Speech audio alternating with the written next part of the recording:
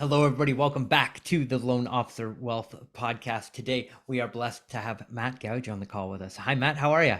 I'm doing good, Chris. How you doing, brother? Very good. Very good. Thank you for your time today. So, you have built a phenomenal mortgage team. For our listeners, could you just kind of let us know, like, where you located, how long you've been in the business, and what does your team look like today? Sure. So I'm in Northern California, Sacramento, California, home of the Sacramento Kings. We're having a great year this year, so I got to shout them out.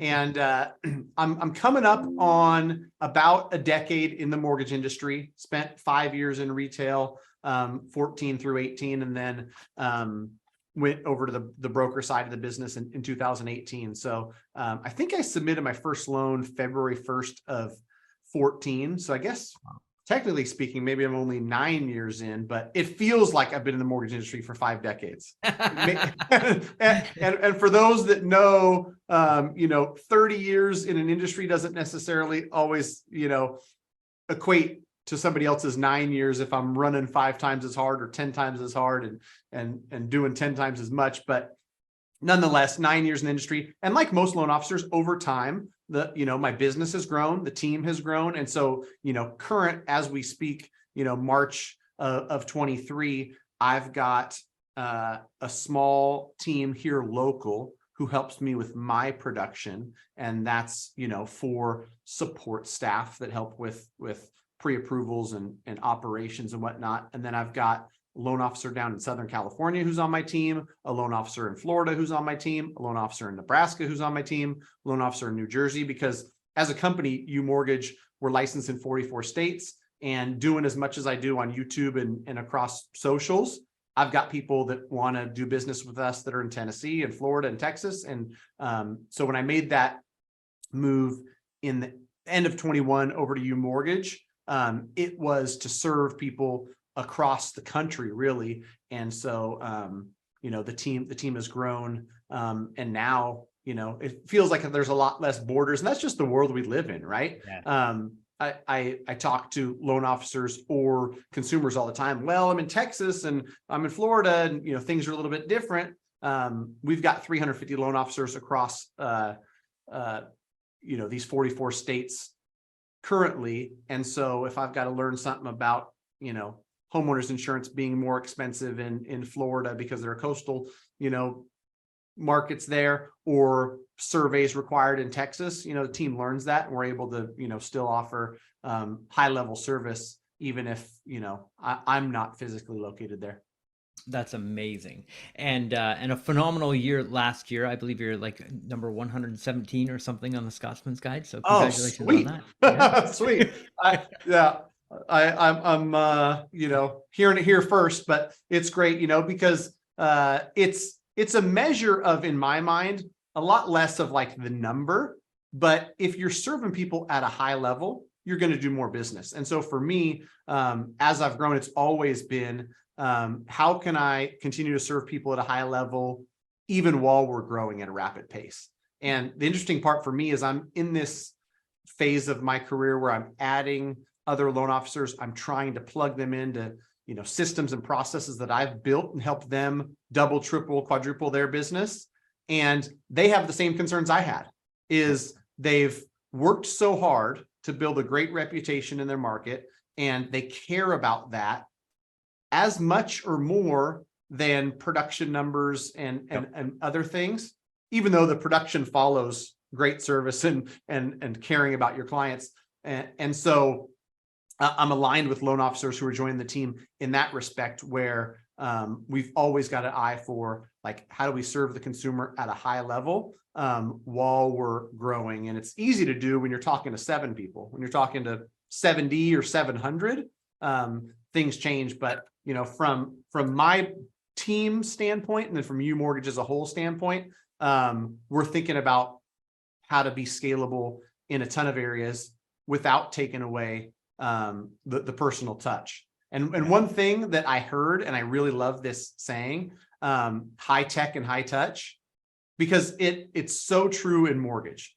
People want like a high tech experience where, a lot of folks are comfortable online application, uploading docs, automated updates coming out, but they also want high touch where they know I want a human being on the other side of the line when I've got a question because I'm borrowing $600,000. It's the biggest purchase of my life, right? And so that's the thing for most loan originators to think about today and moving forward is how do you create that experience that is both high tech and high touch? Because a lot of the consumers, they want the technology. They're not afraid of it. They want it to make the process smoother and easier, but they also need you as a high-level advisor to hold their hand through certain parts of the process and really explain it to where they feel comfortable with this huge purchase. Yeah, you are so right, and I love that high tech, high touch. I think I heard that first time from Dave Savage, which is fantastic. Might be where I got it. He's a great dude with some good The stuff. So you touched on so many interesting topics there. Let's dive a little bit into building the team because we get a lot of questions about that. And I know that's a hot topic right now. So how do you approach bringing new loan officers to the team? How do you attract them? What does your model look like as far as attracting people to the team? Yeah, I mean, alignment is something that I've been looking a lot at, and I had a great conversation with other members of the team. When you try to dig out, what are you excited about? What are you afraid of? Did a great exercise with Renee Rodriguez a few weeks ago at an event out in Philly, and kind of brought it back to my team because I want to hear their insight of what they're afraid of. And loan officers, operations and my team. The fear is generally the same. We don't want to grow too big, too fast, and lose some of the great service that clients love us for and will continue to refer us for. And so I look for alignment in, if it's adding a loan officer to the team, somebody who truly cares about the consumer, the client, their referral partners, and wants to get better every day. That's something for me, and that's like a core value of UMortgage is get better every day. Because if they're doing those things, the production numbers, the business grows, and that follows.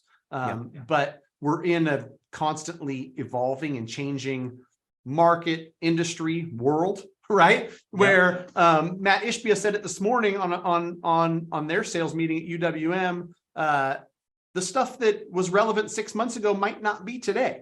And so if you're trying to operate at a high level and you're trying to provide, the best experience to your referral partners, your clients, you have to be in the weeds, in the trenches, learning and getting better every single day.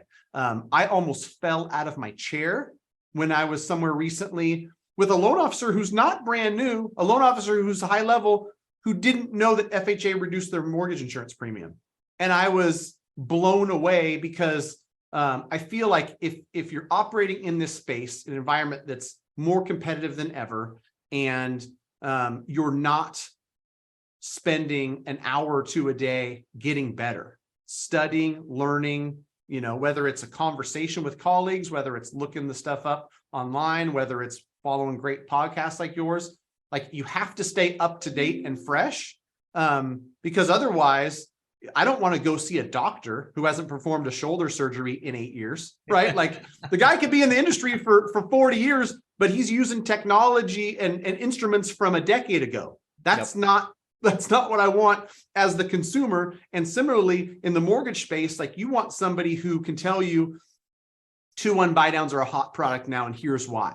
Here's how we structure it based on what we think is going to happen in the future. You can't do that if you're not paying attention and you're intentionally getting better and honing your craft every single day.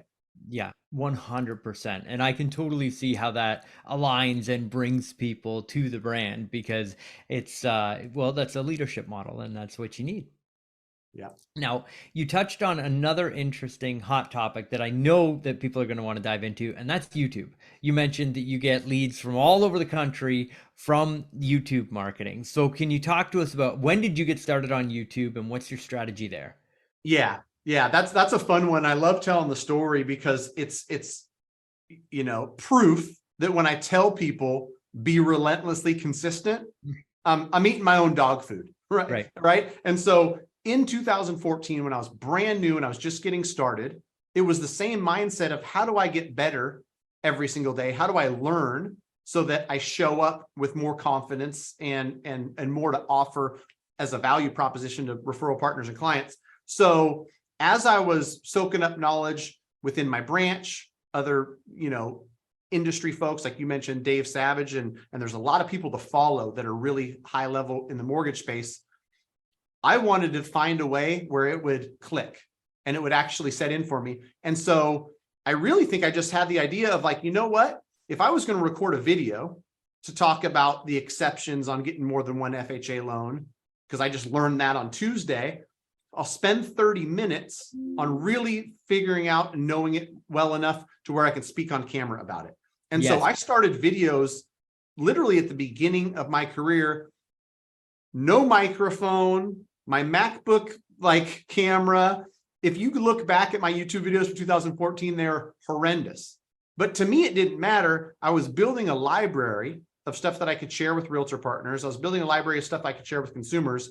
But more important than those things, I was getting better every day. And I was making sure that I was learning and honing my craft. And, people want the salary or whatever comes with being the top 1% in their industry. In order to do that, you have to work like the top 1%. You got to show up to practice and put up 1,000 shots a day.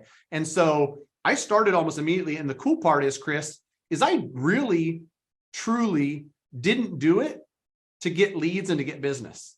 And I did it for years and years and years until finally in 2020, somebody was like, dude, you got 600 videos on YouTube?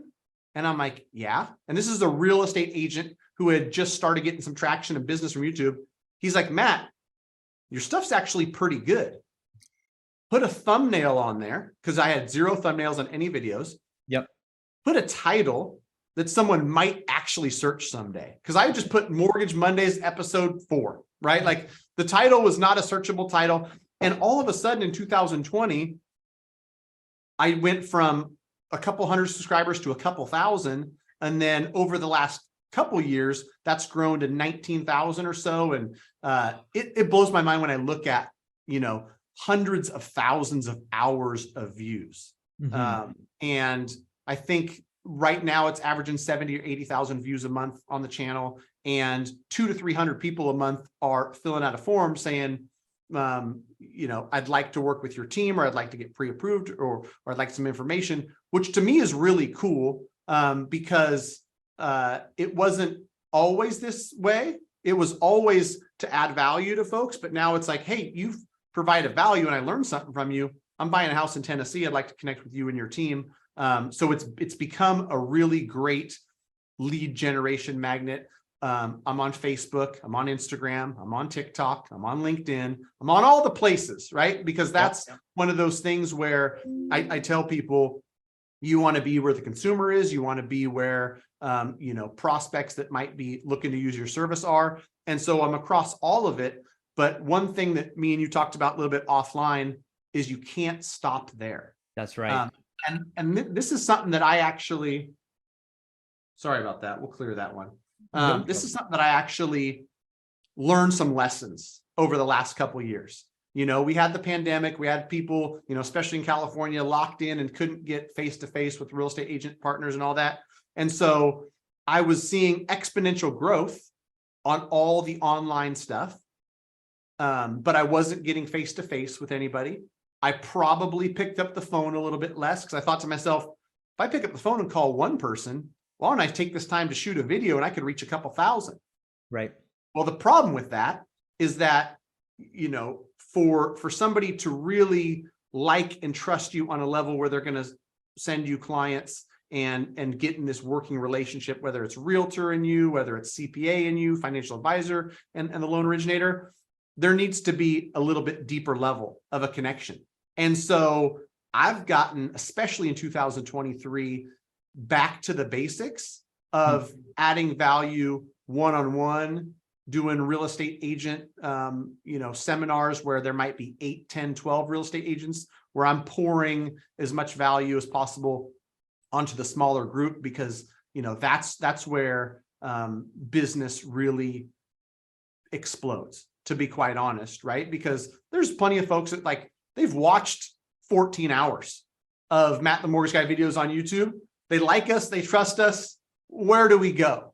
Right. But for others, it's going to take a little bit more to really solidify the relationship, whether it's as a client or whether it's as a referral partner. And so I think that's where a lot of people, especially younger loan officers, get off track, is they're like, dude, I've been posting every day to Instagram for 3 months. Look at this last video, got 14,000 views. Okay, we'll use that and use that traction to make a warm call where the realtor goes, yeah, I thought that video was funny. That's why I commented on there about this, because I had an exact scenario like the one you talked about in that video. Whatever that is, use it as a warm introduction, use it as a foundation where, whether it's kids from the Little League, my son's elementary school, or anywhere, Matt, the mortgage guy, I'm pretty clear about what I do, right? but that's the first step, right? And then it allows somebody to reach out, or allows me to reach out and say, I know you're moving. I know you're thinking about refinancing. We'd love to be a resource. We'd love to help you out. Let's talk. Yeah, that's incredible. And so the business that you do and the footprint that you have online, how much of your business is consumer direct from the media that you have and all the followers on YouTube? And then how much of it comes from past customer referrals and realtor referrals? That's a good question, because I think that in 21, when there was a lot more refinance, that you could go consumer direct on refinance, and it was like this guy, trust this guy. I've heard what he has to say and how he says it and how he thinks about the cost versus benefit analysis. And so during the refinance boom, or in a time where that was more prevalent, it was probably more than half my business came from online direct to consumer. Fast forward to 2023, we're doing 95% purchase, and refinance only makes sense for a select few. It's flipped, and now local California business where we've got a relationship probably makes up 50% of the business, where it's a direct referral. I've probably got 25% of the business coming from past database and network who are referring deals. And then the other 25% comes from direct to consumer all over the country. And the conversation starts with, we know, like, and trust the brand. Now we want to talk to somebody and see if it's a good fit. Yep. That's a healthy mix. And I think that's going to be super helpful for a lot of our listeners out there. Now, you've talked about the importance of the fundamentals, getting into your database, getting into your realtor marketing. So what tips do you have for our listeners on generating more deals from those more traditional sources? Yeah, I would say that, it's cliche, or it's probably said a lot, add value. But if you think about it, if a real estate agent or a CPA or a financial advisor is going to send you business, the best way to get that business is to add value. You can do it in a lot of different ways. I hosted an event where I said how to better serve real estate investors. And I talked to real estate agents about, here's some things you might want to know if you're talking to an investor. Here's the things that they ask when we talk to them, because we talk to a lot of them, and sharpening their tools so that they can show up better and get more business from investors. If I'm able to help a real estate agent add a couple deals per year, that's true value. If I'm able to get a room of realtors in front of a CPA office and say, man, if you held a class like 30 minutes on how to file as a self-employed person on a Schedule C, for these real estate agents who are self-employed, that might gain that person an extra 20 clients. I'm adding value to the real estate agents where they like and trust me, and like, oh man, that was cool. I got hooked up with that CPA. I saved 14,000. Like, the extra deals, the savings on taxes, all these things where people think of you like, I want to get in business, because whenever I get in front of this guy, or whenever I'm in this guy's ecosystem, I'm saving thousands of dollars or earning thousands of dollars in commissions. And so there's a ton of ways to do it. Different folk, somebody might be a VA expert, hold VA classes. Somebody might be really good connector in their community. I had a colleague of mine tell me he wants to be the mayor of his community. Yep. And I think that is a really great way to position yourself, where if you're able to connect people and say, oh, you're looking for a state job? I know somebody who runs, this whole division for the state. I'm going to connect you with them. You do all this stuff, not because, you get any immediate reward for it, but because people start to view you as the hub, as the person to go to in your community. And I always want people to come to me, whether it's something we do, whether it turns into a deal for us. You want a plumber, you want a roofer, you want a real estate agent, you want a CPA. I'm happy to introduce you. I'm happy to connect you, because then when it comes time to think about a purchase, a refinance, anything mortgage related, you're already top of mind, because you're top of mind for all things finance, all things home, a wide array of things. And so that's something that people can take and, find your value proposition in there somewhere and lean into that. I quoted Gary V, because when I was first starting to mortgage, I was reading jab, jab, jab, right hook. And I told somebody I probably should work on my hook, because I've been jabbing for 9 years, right? Like I was adding value and creating videos, and there was no right hook. There was no call to action. There was no thumbnails. There was no trying to drive traffic. It was just jab, jab, jab, add value. But it's okay to ask for the business. It's okay to throw the right hook if you've led with a ton of value. Some people forget that part, and they think, I'm a salesperson. I get my mortgage license. I say, hey, I'm in mortgage. I'm happy to help. Like, what have you done to earn it? Right. Yeah. And besides, doing things that are going to help other people's businesses, you have to be a master of your craft. I think that's what's really going to separate loan officers in 23 and 24, is their ability to really be an expert. Not just say you're an expert, but truly be an expert. Because when you're an expert, you speak to people with confidence. Yes. Realtor partners and consumers. And I don't know how many people are truly willing to do that. It's not an activity that you can directly tie to a commission check. It's really not. But over time, you get incrementally better, and you spend an hour or two per day, and you're a true master of your craft. Business will come. Business will find you. I could not agree more. And Matt, man, that segment, there's so much gold in there for listeners. I know they're going to be replaying that back. I mean, just the strategy of being the digital mayor and being, when you've got a borrower, I'm the person that you come to when you need a roofer, when you need a landscaper, when you need any of those things. Just that in itself can create so many referrals from just the application process. They don't even have to fund from you, but providing value to that client in that process. So thank you for being so generous with your time. I know there's going to be a lot of listeners out there that think, wow, this Matt guy's got a totally different approach on it. How do people get a hold of you, find out more about you and what you're doing with your team? For sure. Yeah. If you go and you can't find Matt the Mortgage Guy on a Google search, then I'm not doing it right. So, find me on Instagram, Matt the Mortgage Guy, on YouTube, Matt the Mortgage Guy. I've told people repeatedly, if you're looking to put out information on mortgage, you already have the topics. You talk to people day in and day out. You know what questions they have. If you don't know what to make a video on, go to Matt the Mortgage Guy on YouTube and copy what I'm saying and put it in your own words, right? If you're like, hey, I can't believe he got 30,000 views on a video about how to escrow accounts work. Yep. Go study how escrow accounts work. Record your own 6-minute video, put it on your channel. Or, I can't believe that you got 110,000 views on a video on how to pay off your mortgage faster, whatever it is, right? Like, there's endless consumers and people searching for this information. I think that as professionals, it's our duty to put the good information out there, because there's plenty of trash, right? Like, and that's where when I talk to folks, like, I really lean into educating consumers, because mortgage can be a big, scary thing for a lot of people. They want the house, and the house is the emotional piece of it. The mortgage is just the thing that's in the way of them getting the house. And so they have to go through the mud.